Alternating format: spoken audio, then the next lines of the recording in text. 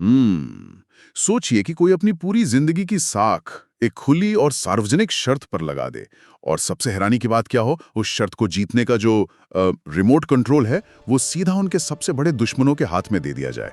चलिए इसे थोड़ा विस्तार से समझते हैं। मतलब आपके विरोधी को आपका दावा हमेशा के लिए खत्म करने के लिए बस एक छोटा सा कदम उठाना हो। सच में बहुत ही बड़ा रिस्क है ये। बिल्कुल, और आज हम जिस विषय की तह तक जाने वाले हैं वो कुछ ऐसा ही है। हमारे पास the unchallengeable miracles of the Quran नाम का एक सोर्स है, और इसमें वलीद बिन मुगीरा और अबू लहब के बारे में जो कुरान की भविष्यवाणियां हैं ना, उनका जिक्र है। इतिहास में किसी के भी भविष्य को लेकर डंके की चोट पर इतनी सटीक भविष्यवाणी करना सच में हैरान करता है। हाँ, और आज हमारी इस बातचीत का मकसद इसी बात का विश्लेषण करना है कि ये भविष्यवाणियां अपने समय में कैसे एक अटल सत्य बनकर सामने आईं। और यहाँ जो सबसे दिलचस्प बात है वो ये कि ये सिर्फ एक ऐतिहासिक घटना नहीं है। सही कहा आपने। तो सीधे उस ऐतिहासिक चुनौती पर आते हैं।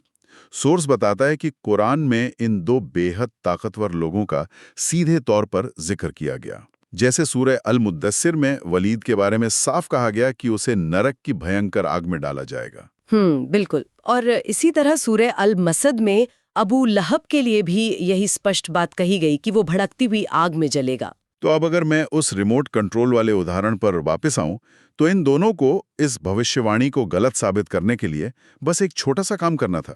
मेरा मतलब है, बस एक बार के लिए मौखिक रूप से इस्लाम कबूल करने का नाटक करना था, और ये दावा पूरी तरह गलत साबित हो जाता। एकदम सही। उन्हें बस मुंह से कहना था कि हम इस नए धर्म को मानते हैं। अगर वो ऐसा कर लेते तो कुरान का ये दावा कि वो अविश्वासी ही मरेंगे वो वहीं का वहीं औंधे मुंह गिर जाता। यहाँ मामला सच में दिलचस्प हो जाता है। मुझे एक बात समझ नहीं आ रही, अगर वो इस नए संदेश से इतनी नफरत करते थे, तो क्या वो सिर्फ 10 सेकंड के लिए झूठ नहीं बोल सकते थे? बस एक झूठा नाटक करो और पूरे आंदोलन को हमेशा के लिए खत्म कर दो। सुनने में बहुत आसान लगता है, लेकिन हमें 7वीं सदी के अरब समाज को समझना होगा। उस वक्त का समाज ना पूरी तरह से कबीलाई रुतबे और अहंकार पे टिका था। अबू लहब और वलीद बिन मुगीरा कोई आम लोग नहीं थे। अच्छा, मतलब वो मक्का के सबसे बड़े और अमीर नेताओं में से थे ना? हाँ बिल्कुल। अगर हम इसे बड़े परिदृश्य से जोड़ें तो उनके लिए अपनी हार मानना, चाहे वो सिर्फ एक नाटक ही क्यों ना हो, समाज के सामने अपनी हार स्वीकार करने जैसा था। उनके लिए कबूल करना कि वो गलत थे उनके ईगो के लिए नामुमकिन था। तो उनका अपना अहंकार ही उनके खिलाफ सबसे बड़ा हथियार बन गया। ये बात वाकई दिमाग घुमा देने वाली है। लेकिन वलीद बिन मुगीरा के बैकग्राउंड के बारे में सोर्स क्या कहता है? सोर्स स्पष्ट रूप से बताता है कि वलीद बिन मुगीरा को अपार धन, संसाधन और संतान का सुख दिया गया था। इसके बावजूद उसने घमंड किया।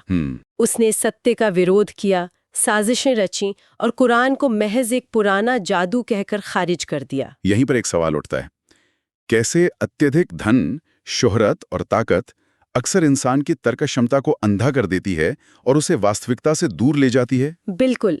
जब आपके पास सब कुछ होता है, पैसा, ताकत, तो आपको लगने लगता है कि आप अजेय हैं। वलीद को लगा कि अगर वो इस नए सत्य को मान लेगा तो उसका ये सारा रुतबा जो इतने सालों से बना हुआ है वो मिट्टी में मिल जाएगा। तो कहीं ना कहीं ये डर था कि सत्य को स्वीकार करने से उनकी अपनी सत्ता और पहचान छिन जाएगी। हाँ, और यही वजह है कि उन्होंने सत्य को नकारने के लिए साजिशें रची। सोर्स के मुताबिक उन दोनों ने जीवन भर इस्लाम नहीं अपनाया। अच्छा। वो उसी कुफ्र यानी अविश्वास की हालत में मरे जिससे ये भविष्यवाणी अक्षरशः सच साबित हुई। जबकि उसे झुठलाने का विकल्प उनके पास ताउम्र था। तो कुल मिलाकर सोर्स से प्राप्त जानकारियों का सार यही है कि इन दोनों व्यक्तियों का समूचा जीवन और उनका अंतिम समय इस भविष्यवाणी के बिल्कुल अनुरूप रहा। बिल्कुल। ये स्पष्ट रूप से दिखाता है कि स्पष्ट ज्ञान और सत्य के सामने होने पर भी मानवीय अहंकार कितना विनाशकारी हो सकता है। कमाल की बात है। और इसी के साथ हम आज की चर्चा के अंत पर आ गए हैं। लेकिन जाने से पहले सोचने के लिए एक अंतिम सवाल है।